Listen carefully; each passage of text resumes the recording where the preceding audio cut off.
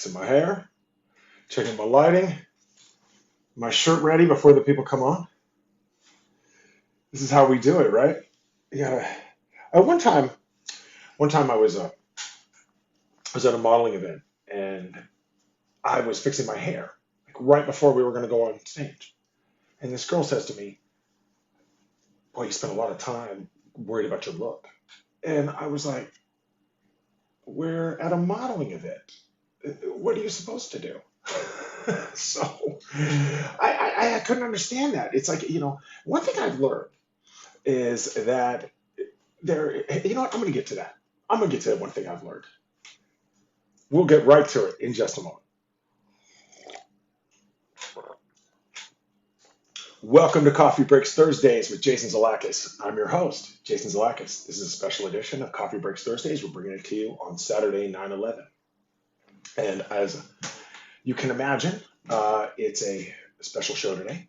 And we are doing it because we're fitting in our special guest, Scott Crane, who is a working actor, fantastic. He's also in the movie Coffee Breaks. But when I say he's a working actor, I mean this guy does a lot of stuff. Like, we got a great show for you today. So let's check in, and we're just looking here to see who is ready. That says invite people. We don't want to invite anybody. We don't see anybody live here. We're going to wait, as we always do. So let's talk a little bit. It is 9/11, as you know, and that is a day that we all remember. Obviously, it is something that has touched everyone.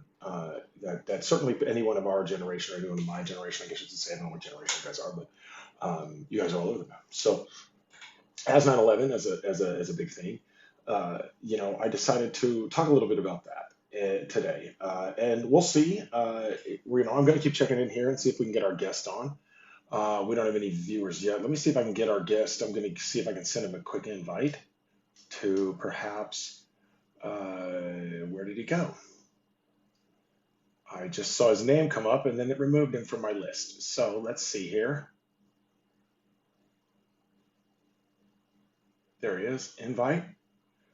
All right. Well, we invited him and we'll see what happens. Back to 9/11. Again, this is a special Coffee Breaks Thursdays with Jason Zalakis on 9/11, on Saturday 9/11. And we did it because Scott Crane is our guest today and he is always on set. So today what we did was we organized a special show, and it's because it's on 9/11, I decided to talk about that. So one thing I learned uh, during 9/11 was when, and I don't want to talk about where I was on 9/11. Everybody knows where they were. That's a moment that everybody remembers. Everybody knows that they what happened, where they were standing, just like an OJ trial, those things. Oh, I know exactly where it was, or Kennedy, or all these other things that are major events in United States history. But at 9/11, what happened was, for me,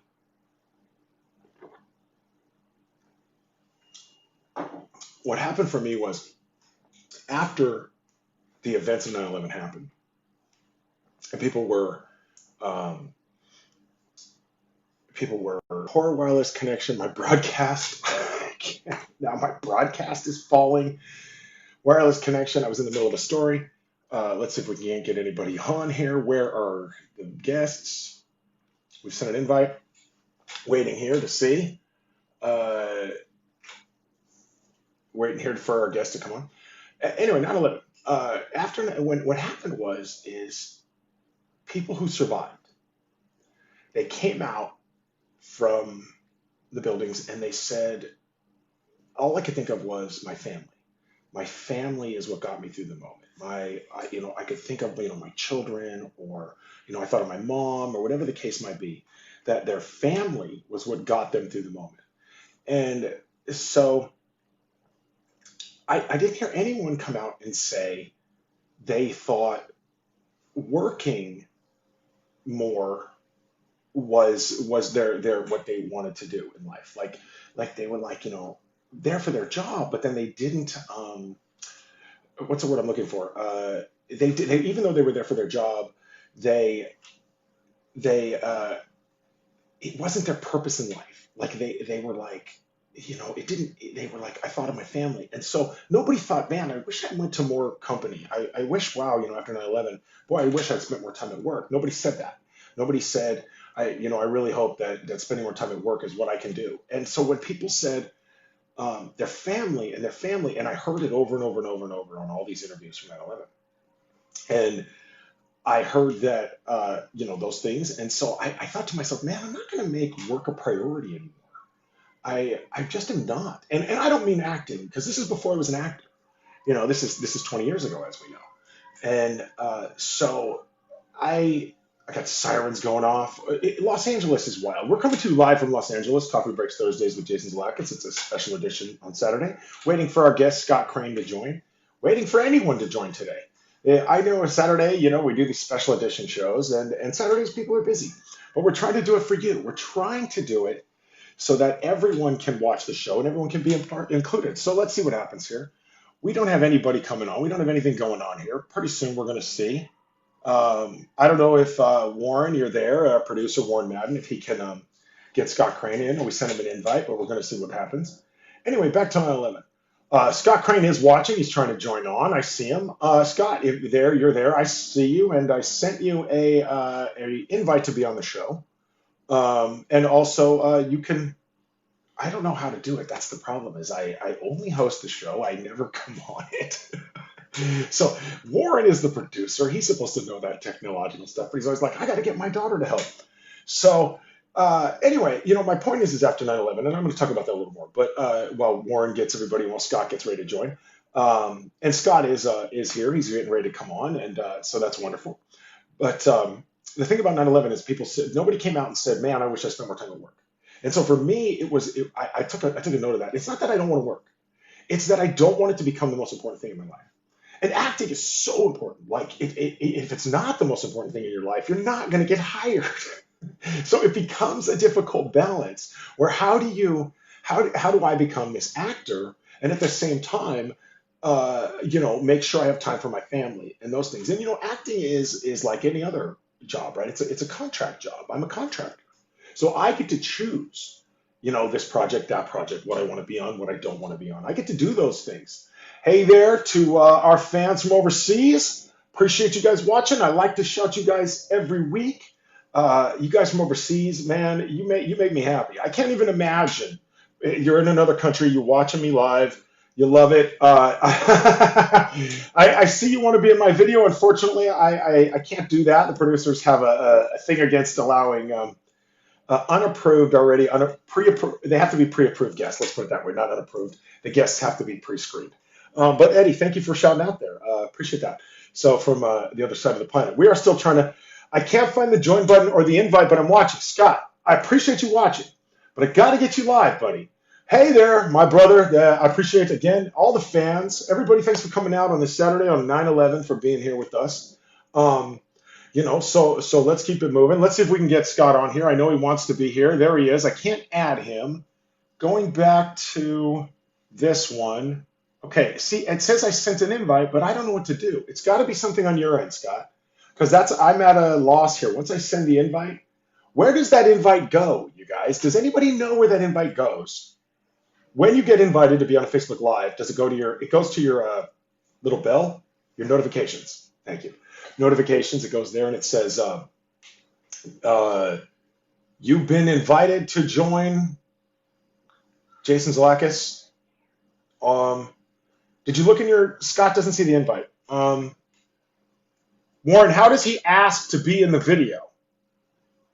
Can any of you guys tell him how to ask to be in the video? What does that do? Oh my God, there's this little button here that makes it brighter and stuff. Whoa! No wonder my lighting has been off the last few weeks. Look at how much brighter I just got. We're going to skip political comments here on the show. That's something we do. Today is a little different. We're not addressing anything political. When it comes to 9/11, we're not going there. I'm wearing military today. I want to shout out to all the military people.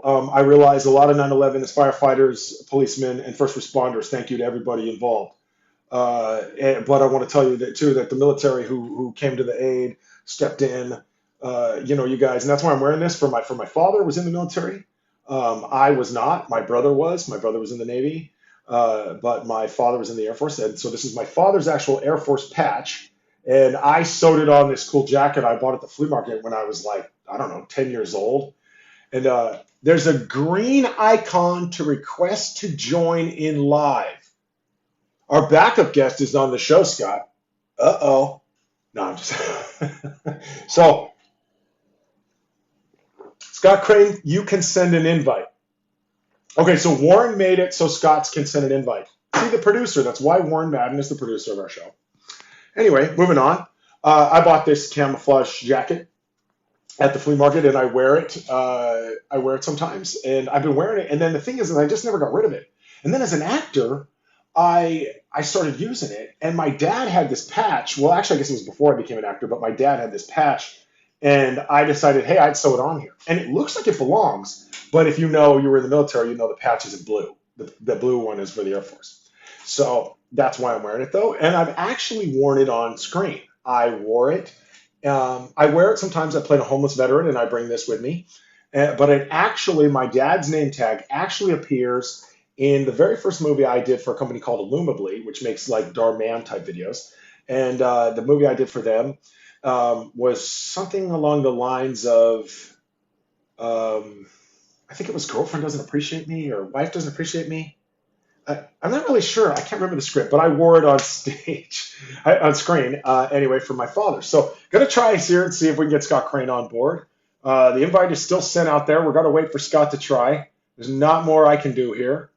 Um, and so, but I can add some other people. That's up to the producers if they want me to bring on the backup guest or if they want to, because the backup guest is here. We had a backup guest because we weren't sure. Scott is a working actor. He's a working actor. Like the guy, like that's the deal is with working actors is sometimes they I can't send him another invite, Warren. I don't know what. Scott's a working actor, and so with working actors, right? Like even sometimes me, Rishi, you were watching. I just talked about you. That's so wild. I just talked about Illumably. That's wild that you were watching this when I mentioned that because this was the time I wore this for my father on stage, on screen. And my father said, my father actually like cried about it because it was like something that was very endeared to me that I got to do that for my dad. I think we might have Scott coming on. Let's see if we can get our guest. We're going to have Scott coming on. Here we go. Let's see if we can bring Scott live. He probably won't have headphones. We'll have this whole continuity issue thing. We're going to see what we can do. Shout out to my fans. Thank you for being on, you guys. Appreciate you watching. Again, we are live here in Los Angeles. This is Coffee Breaks Thursdays with Jason Zalakis. And but we're doing a special edition for Saturday because of Scott's, as I was saying, he's a working actor. So sometimes working actors get gigs and they can't be on. And there he is. Hello. Wow, that was stressful. Isn't it? Every week, the guest has that problem, and we try to fight it. I say, Warren, you got to prep them. Warren, you got to tell them. But when it comes to somebody like you, we do no prep because of your stature. We do. When it comes, we don't level of commitment to me. Yeah. That's what it is. When it comes to somebody of your stature, of your status in Hollywood, we try to bother you as little as possible. So thank you for being here. I apologize. I looked in my Gmail. I looked in my Facebook mail. I looked on the notifications. All I saw was that you mentioned me in this broadcast, that or in a post, but I didn't see any. There was no invite for me to join. So I've never done this. I've done Zoom, but never this. Right. A lot of people haven't done this, and that's the thing is we used to do it on Instagram because it was really easy. But Instagram was dropping the videos, like they weren't saving and so we want these documented. Obviously, we use them for promotion of the film Coffee Breaks. And so we wanted them saved. So let's talk about that. Let's get right to it here. Again, thank you for being on 9/11. I'm sure you heard me talking about that. I know, it's a strange day. It's the anniversary of Mariah Carey's Glitter album being released. I don't know. Yeah, I'm sure everybody's talking about that. And right. 20 years ago today, Glitter was released. And, it was a flop. It was kind of the end of Mariah Carey's career for a while there. And I think the nation is still in mourning. And you know what? I think that's what it is. I think that's what it is. And you know, and so even lately around the Britney thing, I've been like worried about that we could see something as devastating as glitter again. And so I'm glad you brought that up. It is a somber time. It is a moment for everybody. A reflection. Uh, a reflection.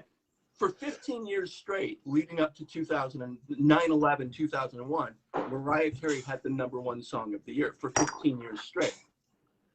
And then 9/11/2001 happens, and she releases Glitter, the soundtrack to her movie, on that day on her brand new label, Virgin Records. It's supposed to be the centerpiece, the brand, the brand new Mariah, and it's a huge flop, and no one knows why, right?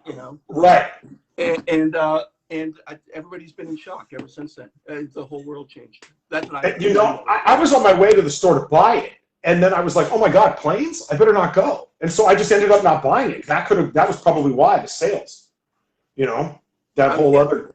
I would guess no. I would get. So, it's unexplainable. No one knows why it flopped. It shouldn't have flopped, but for some reason. Anyway, so it's been 20 years. And I love how you say slowly rebuilding since then. It's taken a lot of architects and design and committees to rebuild her career since then. But I love how you say it shouldn't have flopped with a straight face. Is that how good a comedian you are? That you just say it shouldn't have flopped like you meant it. Like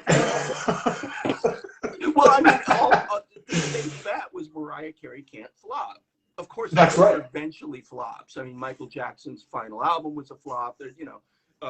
Or at least the one released like the same day Nirvana's Nevermind was released. That album flopped.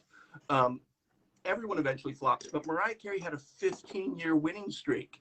Right. So let me ask you: when you say everyone eventually flops, because a lot of people don't know this about you, or maybe our audience doesn't know this about you, but you are a award-winning music producer. You're a Grammy award winner. You were governor of the Grammys. Like, you're big time. Details about Mariah Carey. When you say everyone flops, does that count for actors too? Oh, of course. I mean, there's very few that ride. The joining this video stressed me out so much, and the whole Mariah Carey thing. We're losing you there. It's almost noon somewhere. I'm going to have a drink. Do you mind? Do I mind? Have you ever seen the show, Scott? Look at this. It's apple juice this early. Oh. Scott, please indulge. We're having a good time. It's Saturday morning. We're mourning Glitter album. Shout to you and the family. So to celebrate and mourn 9/11 and Mariah Carey, I'm gonna have a shot for me, and I'm gonna have a shot for you. Thank you. And I appreciate you looking out for me. The show is called Coffee Breaks. However, we always figure it's 5 o'clock somewhere, which is what I tell my boss when I want to go home. In the middle of the day, right? So it's 5 o'clock somewhere. That was Dean Martin's line, by the way. Dean Martin's line is 5 o'clock somewhere. Yeah, he'd be on set at 6 a.m. and he would say it's 5 o'clock somewhere. I did not know it came from the Dean Martin. I recently saw a picture of Dean Martin and Frank Sinatra, and it said there will never be ever talent like this again. Like, there will never be this. And I laughed, but is it possible? Right? It's not possible. There's already people who are Dean Martin and Frank Sinatra. I mean, what is your feeling on that? No, I think the difference is what's available. I mean, when we were kids, you and I were roughly in the same. Yeah, we're the same age, right? 10 year span. There were 3 channels, and then like a public access channel and a local channel, and then there was it. When Dean Martin and Frank Sinatra ruled the music industry and the film industry and the TV industry, there was maybe 3 channels, more likely 1 or 2. And there wasn't a movie released every week. There wasn't an album released every day. Now now ever since the internet, we've got hundreds and hundreds of channels, or thousands of channels to choose from. And so you can't have a star like Dean Martin or the Beatles or even Madonna, for that matter, or even Mariah Carey in a way. I'm going to bring everything back to Mariah Carey because it's a somber day. But central theme, I understand. But because back then MTV played Mariah Carey nonstop. MTV doesn't even play music videos now, so you can't have a star of that stature anymore. I think the closest you could get to Dean Martin and Frank Sinatra would be in the acting world would be like a George Clooney and a Brad Pitt, but Right. but not quite the same because those guys don't also do albums. Sure, right. So, because even somebody like Elvis did album, did film. Somebody like Frank Sinatra did albums, did film. There's almost no one who could do that anymore. The Beatles did albums and film. And did film, of course, right. And several of them. So everyone was a singer and an actor and a dancer, and we don't really have those triple talents in that way anymore. And we've got like Jennifer Hudson that are triple talents. We of course we have a few, but again it gets lost in the wash of all of this information that no. We grew up and everyone watched the same big TV show the night before. No one does that anymore. People watch it when they want, years later. So how do you feel then about inundation? Because I worry about that. Like we see actors, right? Like my kids are watching a show and they're all about these actors. And are you frozen? Oh, you froze there for a second. Can you still hear me? Scott, I'm losing you. I can't hear you anymore. Hang on. Are you still there? Let's see what happened. I'm not hearing you. Is it on my end?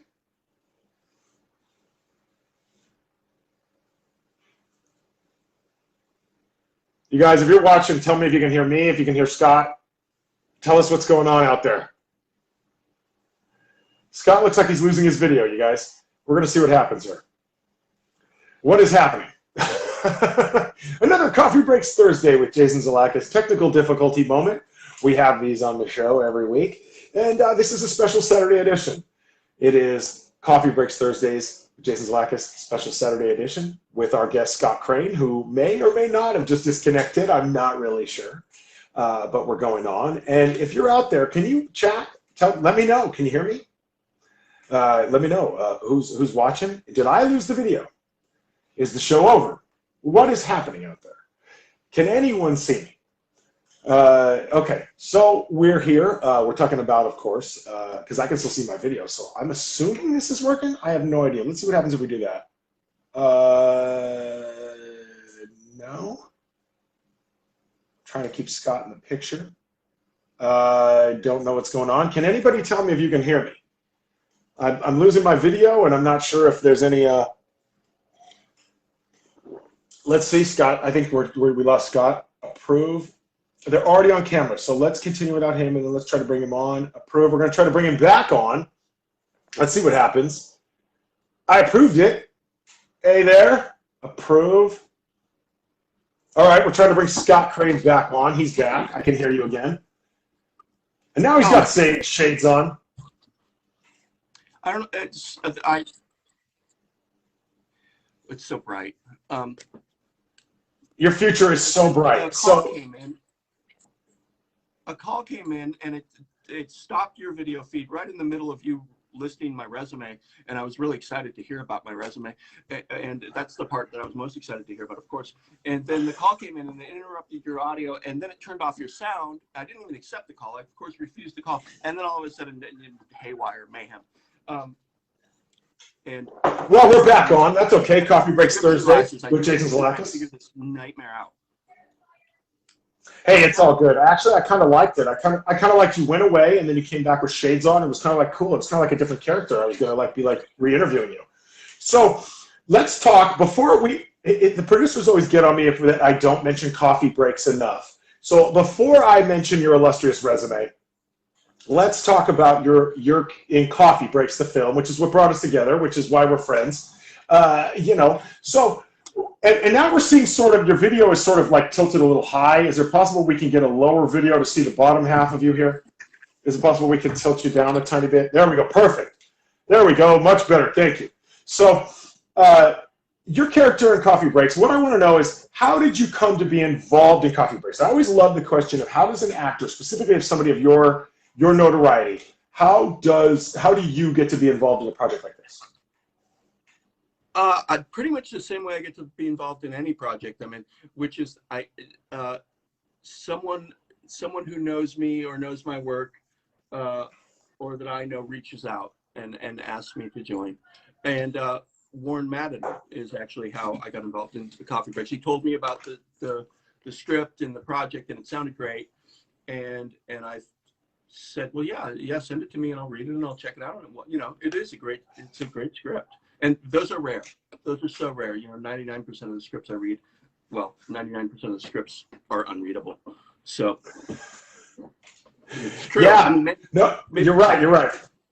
Technically, you might be able to get through them, but they're so boring they're unreadable, or technically they're just unreadable. They make no sense and they're ridiculous. So to get a script that you could actually finish and enjoy is such a rare thing, and that's how I felt about Coffee Breaks.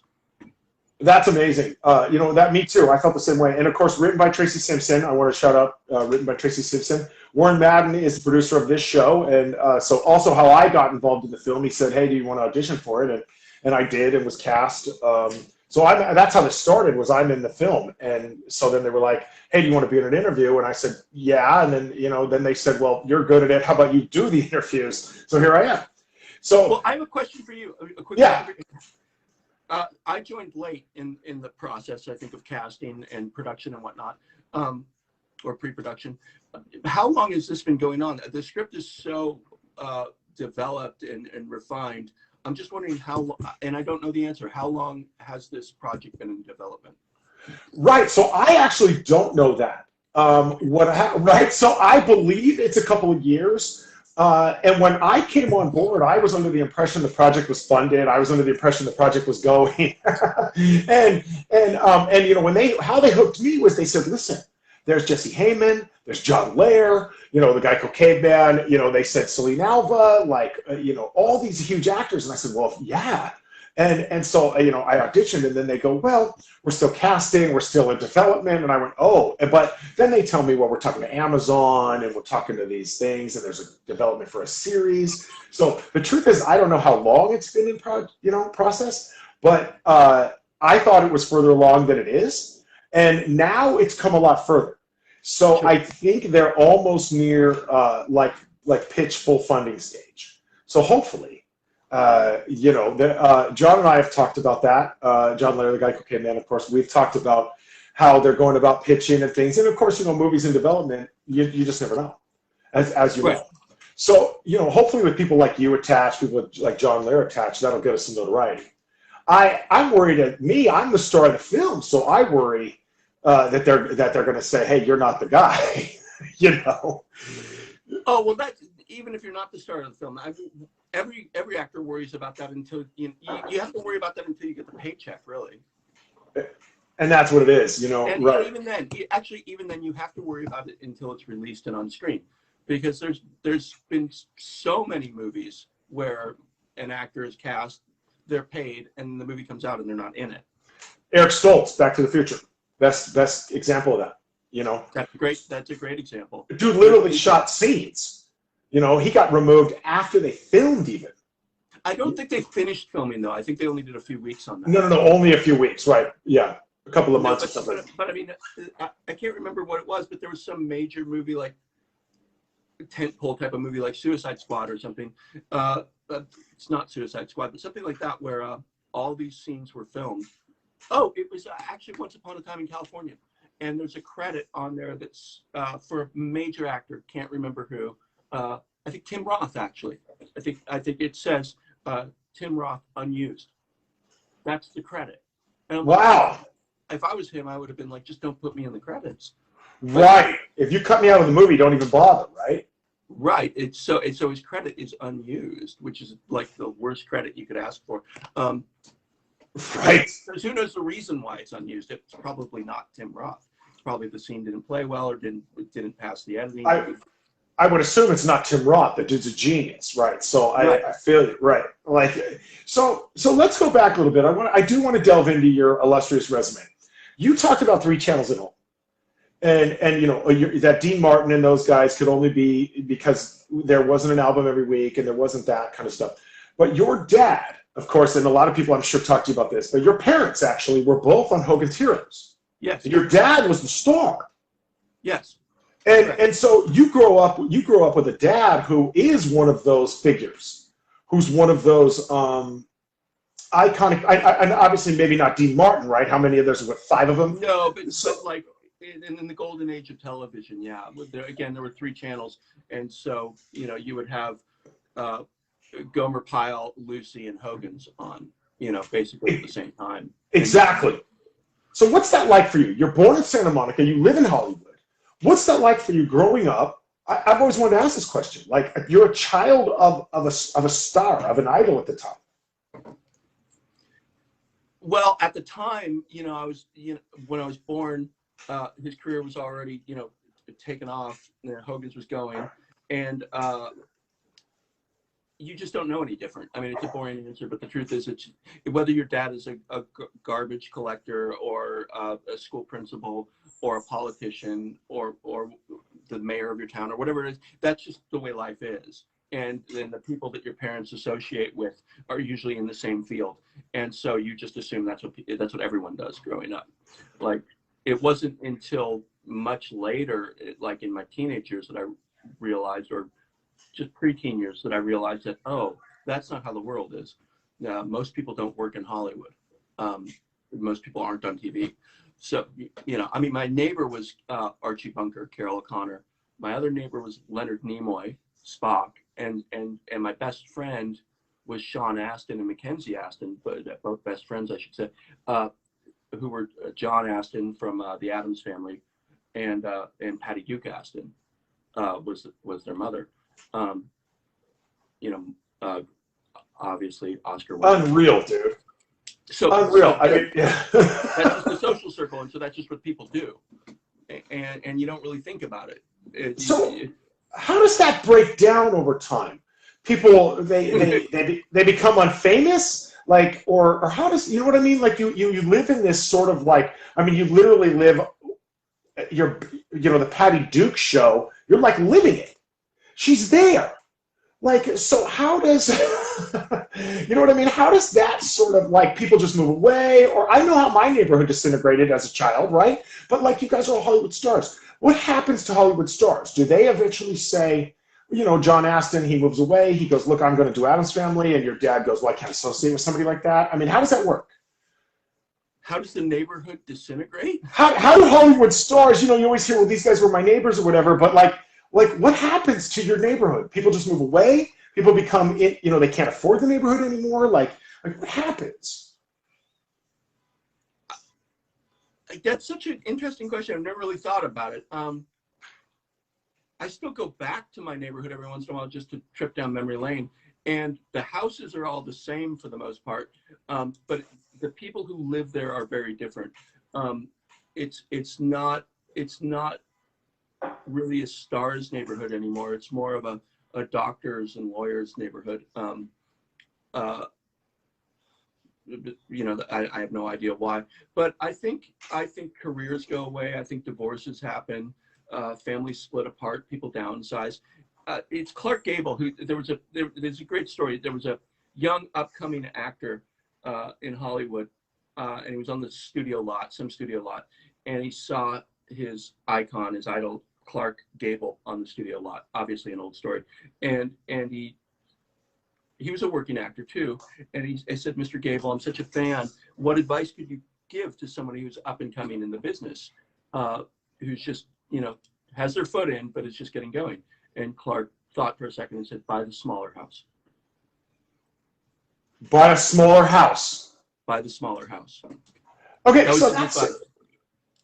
Wow, because that's sort of what led to my question. Is I see these guys who seem like they're huge big shot stars, and then the next thing the $8 million house is up for sale because whatever, right?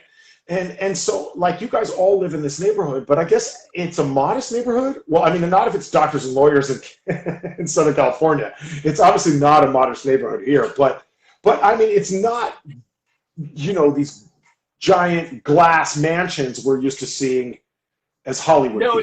No, that's the difference. Stars back then, I mean, Frank Sinatra was kind of an architecture house collector.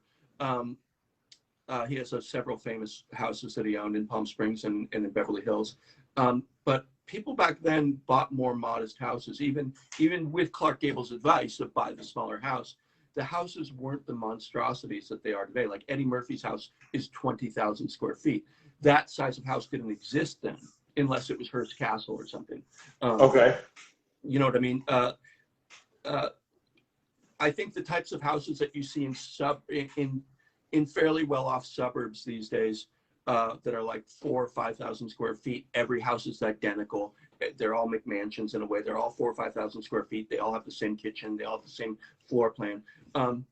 I think for stars, 4,000 or 5,000 in the 60s and 70s, 4,000 or 5,000 square feet was a pretty big house. Okay. That's fascinating. I mean, you know, because It's a different world.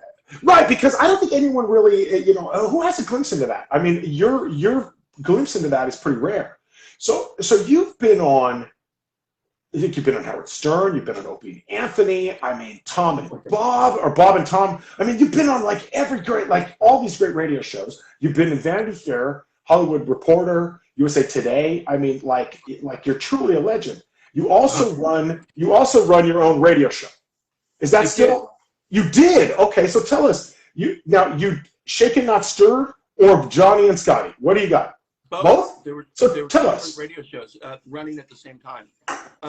So Shaken Not Stirred was a nationally syndicated radio show that we started in our homes, basically.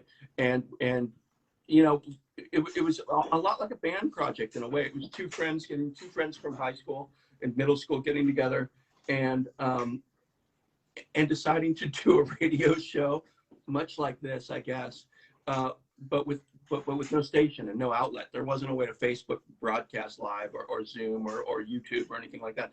And so we had to look at terrestrial radio stations. And we heard about a contest that the BBC was holding for the best of international radio. And so we sent them an hour-long demo of our show. And we lied. We said we were broadcast in Seattle and in a few other cities, and we won.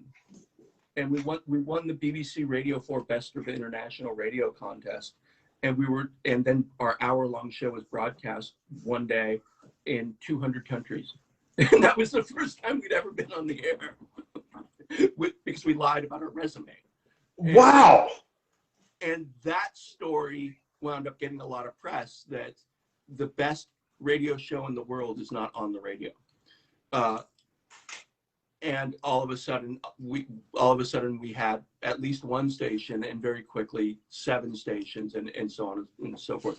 But it snowballed. So we basically lied our way in. That's one of the most unreal stories I've ever heard on this show. That is incredible. So you lied. How often do you think actors, singers lie about their resume? How often is that? Who's going to know?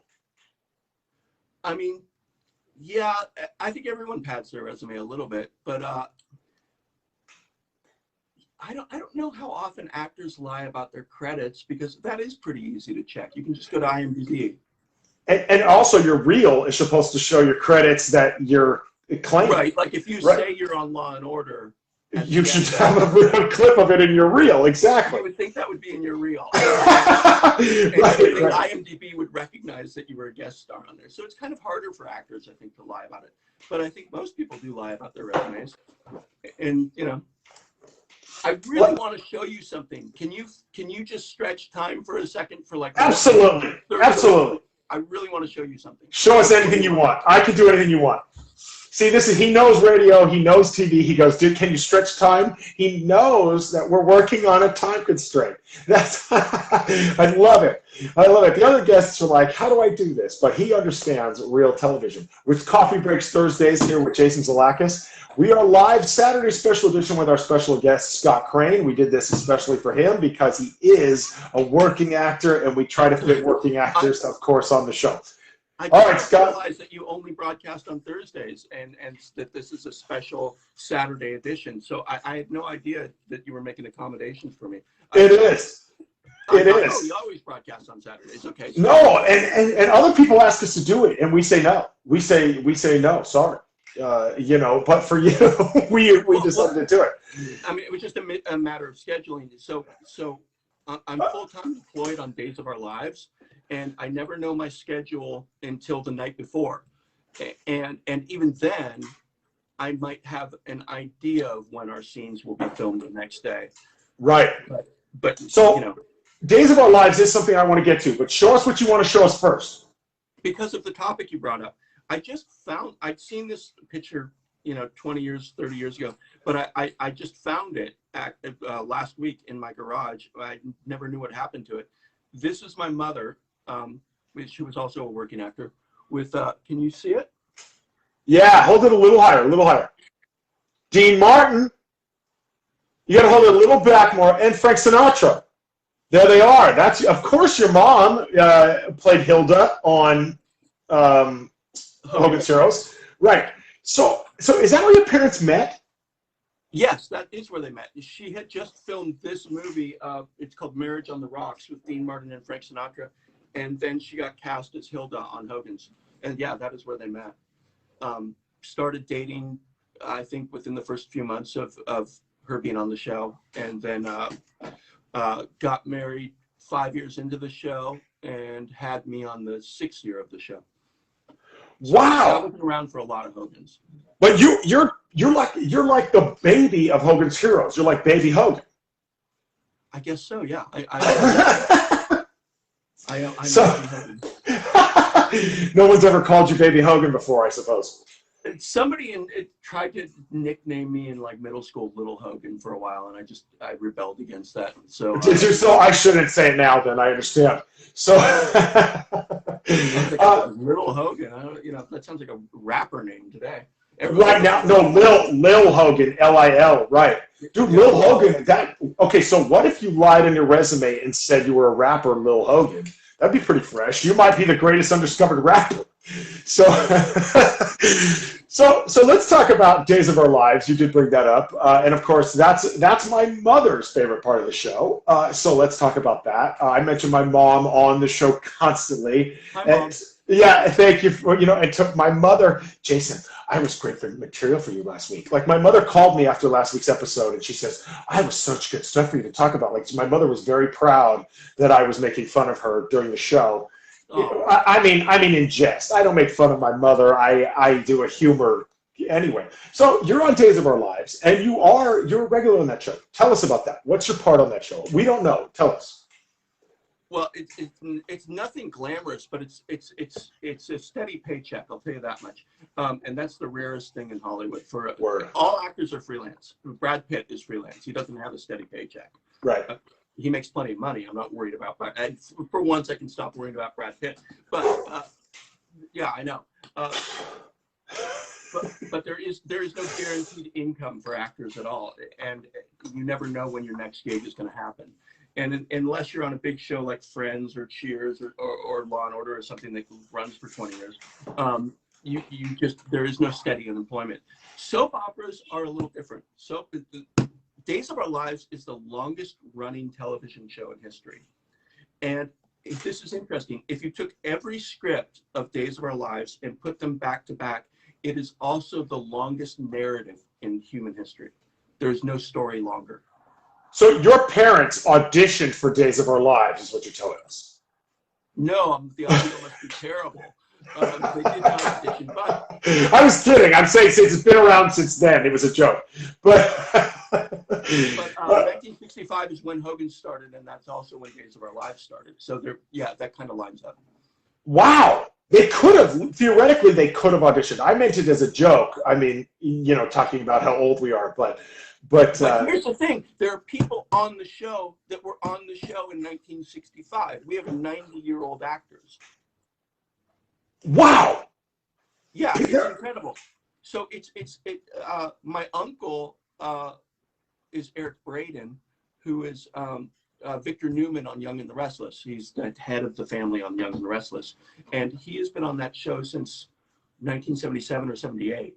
So soap operas are the one place where an actor in Hollywood can find steady work that, theoretically can last for decades. I didn't know that. I only know of obviously everyone knows Susan Lucci and, Sure. The guy who played Stewart on that one, on General Hospital and, Luke and Laura, those kind of characters. But there are other people who have literally done decades on these shows. Like, that's new. That blows my mind. Jennifer Aniston's father, John Aniston, I believe he's in his late 80s or early 90s. He is the head of the family of Days of Our Lives, and he still works at least once a week. How much does being the child of an actor, you're a child of actors, so how much does that benefit you in Hollywood? Like, None. None. Nepotism has never helped me in any way, and I'll tell you why. Nepotism helps people who start their careers as teenage in acting or music or whatever their field their parents do. Nepotism helps those children in their teens and early 20s. But my mother and I moved to Seattle after my father died in 1978 or 9. And I grew up in Seattle, and I grew up in the music scene in Seattle. And I wound up being kind of part of the whole grunge scene in Seattle, friends with everyone. And I wound up being a record producer. And so I was not an actor at all. I didn't become an actor, really. I didn't realize that I wanted to be an actor until the radio show that we spoke of earlier, the fake radio show that became a real radio show. Because it was not like this. It was scripted. We wrote the hour, and we performed the hour, like a throwback to very early radio theater, and so that's when I realized, oh, I really enjoy playing characters, and I played a lot of different characters on our radio show. And the Johnny and Scotty radio show was live, noon to 3, and on drive time, the noon to 3 drive time in Seattle. And that was daily. But Shaken Not Stirred was a once a week show. It was scripted for an hour, and I just fell in love with acting. And I was in my mid 30s. No, I was in my early 30s. Sorry, I was in my early 30s, and I realized, oh, I really want to be an actor. And in Seattle, there was really no opportunity to be an actor except for our radio show, or like a Nike commercial, or a Microsoft commercial, or a Boeing commercial, or some seriously no budget film, which I was in a few of those in Seattle. And so I did a few of those to test the waters, and then I realized I should move back to LA. So I moved away from LA at the age of 7 and didn't come back until I was 38 years old. And by that point, you would say Hogan's Heroes, and people would be like, who cares, right? I mean, at that point, right? No, if anything, it's hurt me. It's hurt me because, I mean, like, you know, you did prep for this interview, and you did do your research, and you mentioned that I was born in Santa Monica, and you mentioned that I was born to 2 celebrity parents. That's like the most, that's the first thing people read about me on the internet. That's the beginning of my bio. And so I think in Hollywood, what's happened with me is that people read born in Santa Monica, 2 celebrity parents. He's over 30 years old. Why haven't we heard of him before? He must be terrible. Oh, wow.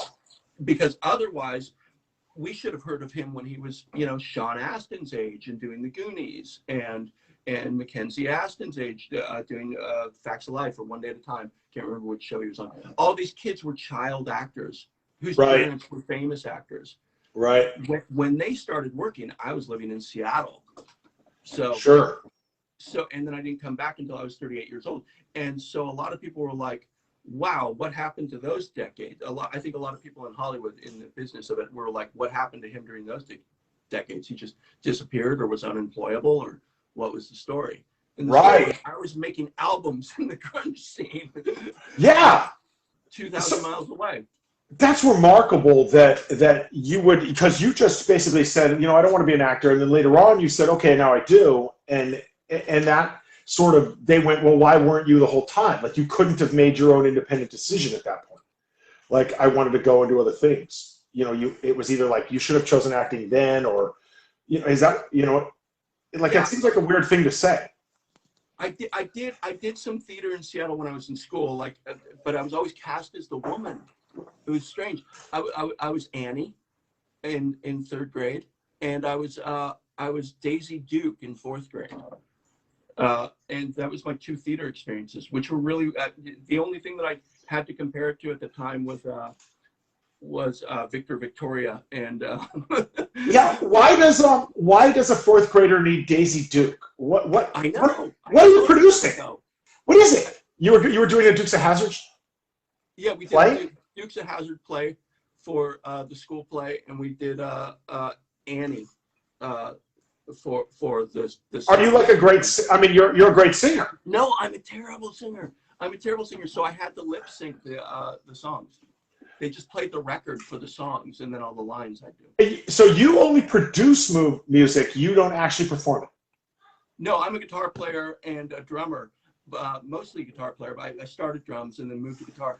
But I was in a band. We played the clubs in Seattle, and then we went in to record a record in 1989. We went to go record a record of our band, and I quickly realized that everyone in my band was super talented, and in other working bands in Seattle at the time, and I realized that I'm really good at organizing a band and putting some songs together and doing some rearrangements, but I'm probably better on the production side of the glass or the business side of the glass, because I'm really good at that.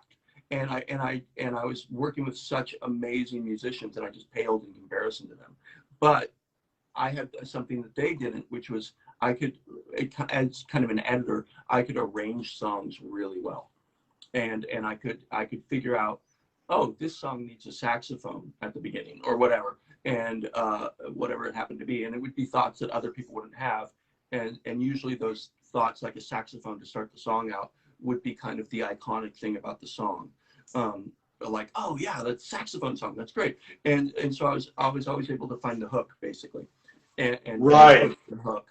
And that wasn't something that was going on in Seattle much at the time.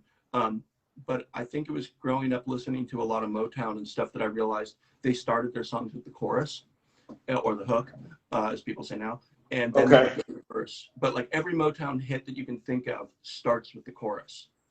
And rock always started with the verse and then the chorus. And it wasn't until Nirvana broke really big that they started with the chorus. They would go chorus, verse, chorus. And that's just not a typical arrangement for rock and roll. And that's what I was trying to push in the music scene was, no, you got to start with your strongest bit of your song and then go backwards. And the Beatles did that too as well. Often, not always, but often. But, you know, in the 70s and 80s, songs had a slow build. Right. And you've produced for some of the biggest names, right? Like you produced for huge talents. Tell us who they are. I mean, I know, but tell the audience. Well, I mean, there's always a team involved. And so there were like, I worked with my friend Mark Walk on Tom Jones and on Skinny Puppy and on Love and Rockets. And I worked with my friend Bill Rieflin, who just passed away this year. He was in REM and Ministry and KMFDM and a band called The Blackouts, and King Crimson. But we worked on KMFDM and on Robert Fripp's album and Bill's solo album. And so it was weird because the grunge scene was exploding at that time. And I fell into this kind of industrial music thing with Skinny Puppy and people from Ministry and kind of the biggest bands of the industrial era. I wound up doing a lot of industrial albums, which is strange. I also worked with the grunge bands, but I did fall into that. Like with Soundgarden, I did remixes for them, and that got released on like their singles and stuff. But then at my studio years later, we wound up doing proper remixes of just like honoring what the album first was. Like we did a few years ago, the studio did Soundgarden's Ultra Mega OK album, which was their album right before they jumped to A&M Records. And so we just remixed it as it was, just to make it sound bigger and more fuller for today's audience. But the remixes that I was doing back when Soundgarden was, you know, a band in the early 90s, were like industrial remixes, like dance remixes. Right. And, you know, but you're also producer. Oh, I'm sorry. Go ahead. I'm losing your video a little bit. Sorry. You know, the type of remix where all you keep is the vocal and you replace everything else. So we did one like that for David Byrne as well. We took a David Byrne song. You know, he hired Mark and I hired Mark really, and I got to work on it. Hired Mark and I to remix one of his songs, David Byrne song from Talking Heads, and Mark knocked that one out of the park. Mark deserves full credit for it. I was lucky to be in the room on that one. But yeah, it was interesting to be able to work with all these people. But then at the same time of doing the Shaken Not Stirred comedy radio show, David Cross from Arrested Development and Mr. Yeah, I know. Everyone knows David Cross, right? Struck a deal with Sub Pop for a comedy album, which is just bizarre because Sub Pop was the grunge label. But this was the late 90s or early 2000s, and grunge wasn't really happening anymore, and Sub Pop was finding a new way in the new world, post Napster, post Apple iTunes, and they started doing comedy albums. And I guess I was the guy in Seattle because of Shaken Not Stirred that knew how to do a comedy album, because the radio show was a scripted radio show. And okay, David Cross approached me to help produce and finalize his first comedy album, which is called Shut Up You Fucking Baby. And it wound up getting nominated for a Grammy. But of course, they're not going to give a Grammy to an F word. Right. To an album called Shut Up You Fucking Baby. So Weird Al Yankovic won. We lost to Weird Al Yankovic, you know, with something a little more. There's worse people to lose to. There's worse people to lose to than him, though. Yeah. So we're almost out of time. Let me talk about a couple more things. Excuse me. You're producer on the Juno soundtrack. Yes. For the film.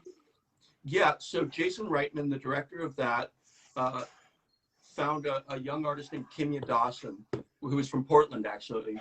She played the ukulele, and she had these really beautiful, sweet little songs. And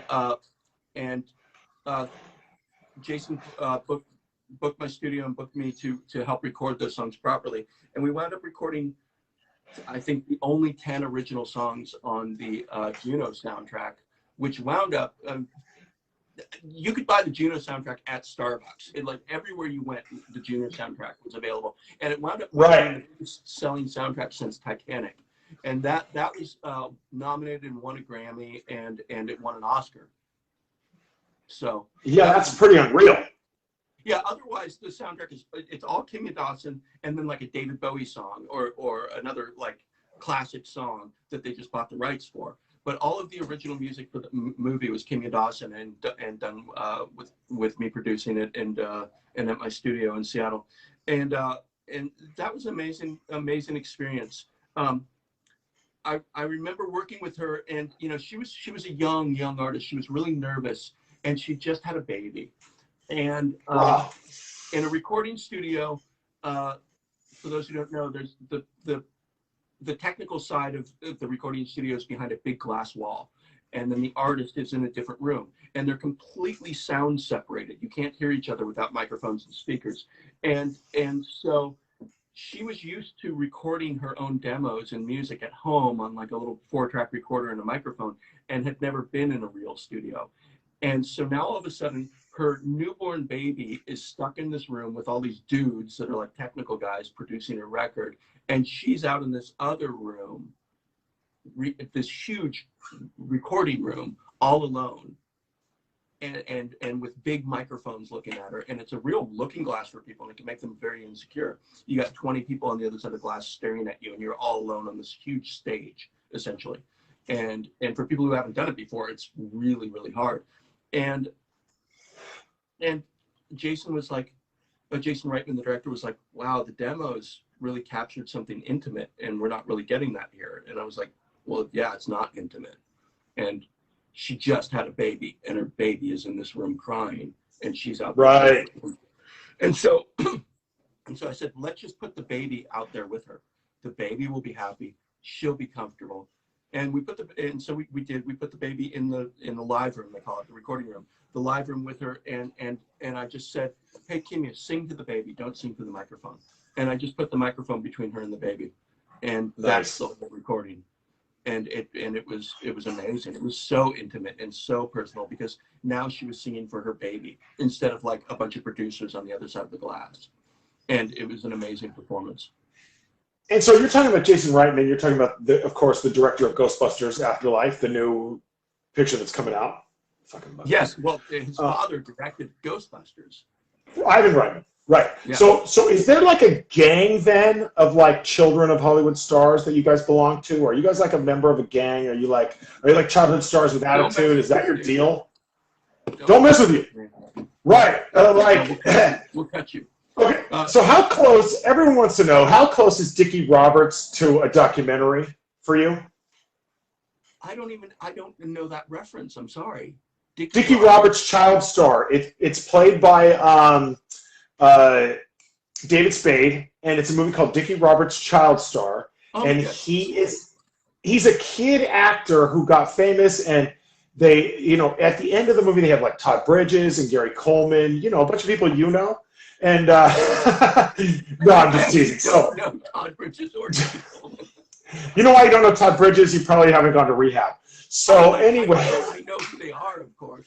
Todd Bridges. Why don't I know? No, I'm teasing, and you know what? If you're made fun of on this show, it's probably because I love you. But the deal is, that would be fascinating. Of course. So, you know what? I grew up watching the guy. Like, I just can't do anything but respect the dude, right? Like, I just loved the show he was on. So, he was great.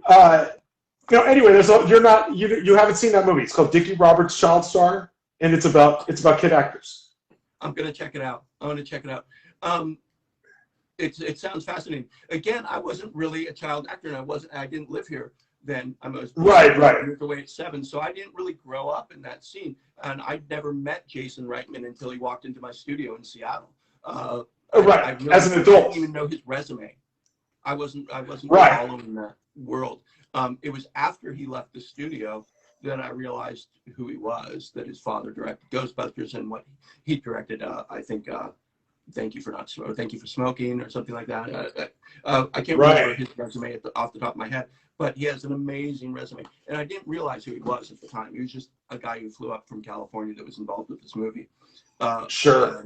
And I was just doing the soundtrack. I wasn't really involved in that world yet, so I didn't really care or think much about it. Also, as somebody working in a studio or on a film set, I tried not to learn people's resumes that I was about to record. Like Dave Matthews came in, and I knew Dave Matthews' name, but I didn't spend time listening to his albums before he decided to come in for a week, because I didn't want to be a fan. I wanted to treat him like any other musician who walked into the studio, and I realized he was a huge star. He was a huge star, but I did that with a lot of people, like Robert Fripp and a lot of people. I tried not to fanboy out with how great they are, because that's not what they're there for. They're there to work, and they're not there to talk about their past albums or whatever. It's not an interview type of situation. And so I just tried to be their friend and their helper, instead of somebody who wants to talk to them or ask them questions about their lives. And so I guess that with Jason Reitman, same thing. I didn't check out his resume until after he left. But yeah. Right. I feel you on that, because as an actor, when I come on set with somebody, I don't want to be like, oh my God, right?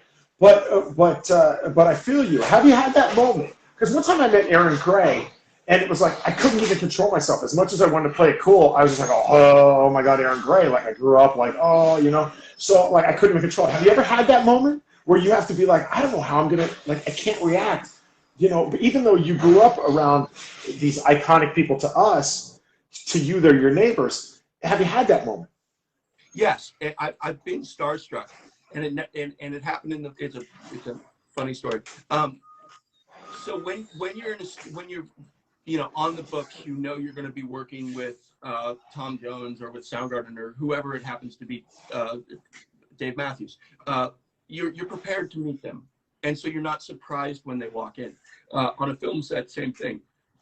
If you know you're going to be in a film with a major star who you've been watching your whole life, like 2 years ago, I was in a film with Eric Roberts and Ed Begley Jr. And I've been watching both of those guys my whole life, and I loved Eric Roberts' performances. I think he's one of the most amazing actors. But I had weeks to know that I was going to meet him, and not be shocked when he walks in the door. And so you get over that thing. But if you're taken by surprise, then it's a different thing. Then you can be starstruck. And it's the only time it's really ever happened to me. And I was just at the 7-Eleven. I was 18 years old. I was a musician. I was in a band in Seattle. I'd come down to LA to visit my sister. And I walked into the 7-Eleven at the end of her block. And I was a huge Alice Cooper fan at the time. I still am, actually. But Of course, of course. I loved Alice Cooper since I was a kid, and I was with my girlfriend, and we're like, looking at the Slurpee machine or something, and all of a sudden my girlfriend whispers in my ear, Alice Cooper just walked in, and my heart sunk. My blood stopped moving in my body, and I just kind of froze. And I turned around, and it was a "We're Not Worthy" moment before that was a movie, actually. And I turned around, and yeah, Alice Cooper is in this 7-Eleven. Oh my God. And I had my band's demo tape in my car. Oh my God. Like no way am I going to give it to him. I'm flipping out. And I get in line with my Slurpee, and all of a sudden Alice Cooper gets in line next to me, and we're shoulder to shoulder. And he reached, and I'm just sitting there like, oh, Jesus, can't this line go faster? And all of a sudden he reaches across the front of my body and grabs a candy bar and holds it up to my face and says, "These are really good." And at that point, I set the Slurpee down on the counter and just walked out because I could not handle it anymore. I completely flipped out. I didn't say a word to him. I walked out, sat in the car. My girlfriend was still in the store, like, "Oh, I guess we're not buying anything." And then just kind of walked out and joined me in the car. And I'm just sitting there like hyperventilating, having an anxiety attack. Because Alice Cooper told you a candy bar. What is the candy bar? Do you remember? I think it was a Snickers. Maybe it was a Payday. I have no idea. Could have been a what? It could have been, okay. We would all love to know what Alice Cooper thought was such an amazing candy bar. What a great story. I knew, but then again, if I had known that Alice Cooper was coming into the studio and I was going to be his producer or his engineer, I would have been fine. I would have been really excited, but I would have been fine. It's the right. That's the thing. So I go to work with this guy, Collins Key. He's this internet guy, and my kids are like, "Oh my God, oh my God, oh my God," right? And I don't even care about the stupid job, but I go, "All right, I'll do it because of my kids." So they're like, Collins Key is this huge celebrity. So I go there, and I'm trying to play it cool, right? But I want to be like, "Hey, man, listen, man, my kids." So I go to the dude at some point, and I say, "Hey, listen, dude." I said, "Listen, thanks for having me on your project. I just wanted you to know I did it because my kids are huge fans." And he's like, "Hey, let's make a video." And then it becomes this thing. But like you said, I had to play it like really cool about like, "Yo, bro, the only reason I'm even here is for your kids," which actually I felt, right? So sure. Because it's hard when you're on set with somebody and they're like this, like even with you, I mean, you're a working actor. You've done all these huge things. You're sort of, I think, even what a lot of people want to aspire to be in Hollywood. And I'm sure and especially your Grammy, your music production career is huge. Tell the people, because we're running out of time here, and I've even extended the show a little bit, which is not a problem. Tell the people where they can find you if they want to. And I know you're hard to get a hold of, so you can weed through these people. There may not be a whole lot, but if they want to find you online. And I mean, because my audience may or may not contact you, who knows? Tell us where they can find you if they want to be in touch, if they want to talk to you. Well, I do have a YouTube channel, just my name, and then there's always Facebook, and I'm on Twitter, the Scott Crane. I hate it. I had to choose. There was a Scott Crane on Twitter, so I did the Scott Crane. So that's an easy one. And I have a character named Dean. You probably know about Dean, I don't know, but Dean is kind of my Mr. Bean or something, and he's on Instagram as Dean Meth Actor. So and there's also I think a YouTube page for him, but and meth because he smokes meth, not for method acting. You mean meth? Yes, he's a meth actor. He does a lot of meth. Yeah. So that's where the people can find you. And let me give the natural shout outs to Coffee Breaks. Obviously, this is Coffee Breaks Thursday with Jason Zalakis. We're here on a special edition Saturday, 9/11, with our guest Scott Crane. Thank you to producer Warren Madden, director Matt Sly, to writer Tracy Simpson, to all of our co-stars, everybody, John Lair, Kathy Coleman, Wesley Ure, of course, from Land of the Lost. We have Sarah Christine. We have, I've interviewed so many people. He was also on the Days of Our Lives. Wesley Ure was on Days of Our Lives? Yes. So have you met him? No. He was on a long time ago. He was on there, okay. After Land of the And Lost, he was a cast member of Days of Our Lives. and But of so course, Land of the Lost. What's that? Sorry. No, Land of the Lost is after your dad's show. So you watched Land of the Lost? Was that something you were into? Oh yeah, I love that show. Sleestacks, Jay Sleestack. Yeah, no, I love that show. Marshall, Will, and Holly. There you go. Yeah. So no, So meeting them is pretty fun. I'm excited to meet them. I mean, for me, I'm excited to meet you. I mean, you know, what do you think? That could be pretty good. I'm really excited to meet him. I was such a fan of Land of the Lost, and I just thought that show was great. I thought the kid actors were great on that, and so that's a very exciting thing to be in coffee breaks with him.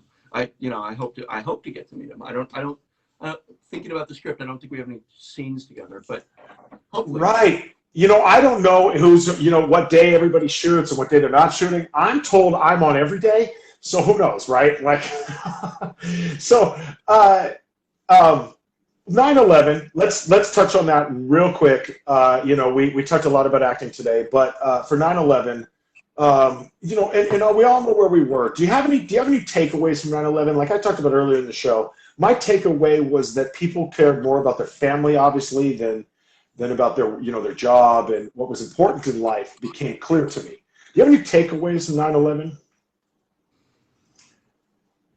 Well, I mean, obviously we started this with a joke about glitter being released on this day, but it's obviously a somber day. It changed the world. It completely turned the world upside down for the worse.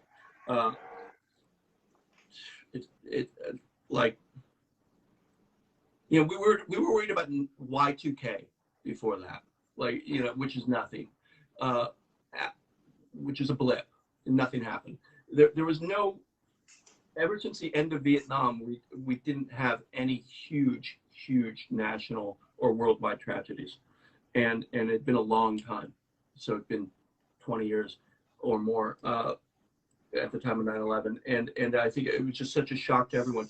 But what happened in the aftermath of that, obviously we're still dealing with it. We just left Afghanistan last week, and after a 20-year war, I think the longest war we've had.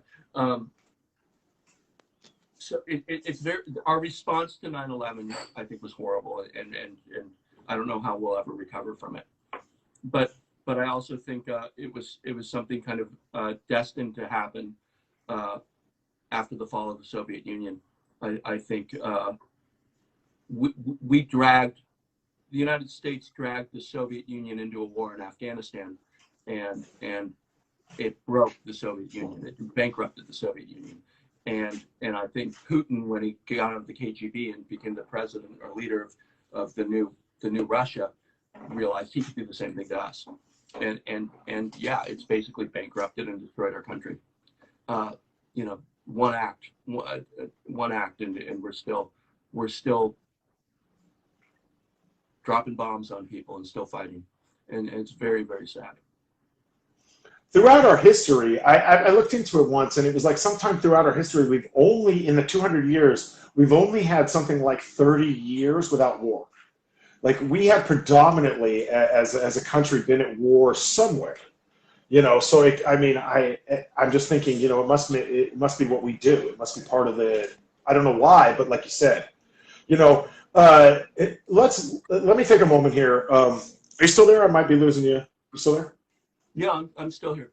Okay. Your video keeps cutting in and out. I'm not really sure. But, let's take a moment, and I hate to end on a somber note. I usually like to end. Right. And then all of a sudden we're like, wow, that was really horrible. But I didn't mean to grab it. I didn't mean to drive it into the ground. But I do want to take this moment to thank the first responders, to thank the people who were there on 9/11, to the people who have protected us, regardless of whether we agree or not on why we should be there. I do want to thank everybody who has gone before this war and after this war, and to the people who protect our country. And that's why I'm wearing my dad's thing. Shout out to my brother, my grandfather was on Iwo Jima. Scott, your dad was in a show about war. I mean, right? If it wasn't for that, he did a lot. He was also on Armed Forces Radio. He did the Marine Corps entertainment thing, He was always performing for the troops. I actually just found a medal that the Air Force presented to him for basically entertaining the troops and keeping them happy. But every week he recorded a record of his talk show that he would send to Armed Forces Radio so that they could hear in Vietnam, so that they could hear American celebrities talking about what's going on in America and what's going on. And I have all these records in my garage, actual vinyl records of his weekly show talking about what's going on, so that the troops had some news from the homeland, from the main states. Oh, that's remarkable. That's remarkable. It's remarkable that you have it, and it's remarkable that your dad did it. On that note, we can't get any better than. He did a lot to support the troops. He was very, very into that. His brother was in Korea. And so I think he it was a different time too. He was very, very patriotic. So man, on that note, we can't get any better than that, man. Your dad, a hero, a Hollywood actor, a legend. You are all of those things, at least to some of us. Just not to me. Yeah. Right. So, Scott, thank you. I appreciate you coming on today. You've been a wonderful guest. Shout out to our producer, Warren Madden. Thank you, everybody. Coffee Breaks Thursday, special edition, Saturday. Your host, Jason Zalakis. Thank you, guys. We'll see you Thursday this week. Bye, Scott. Thanks so much. Bye-bye, everyone.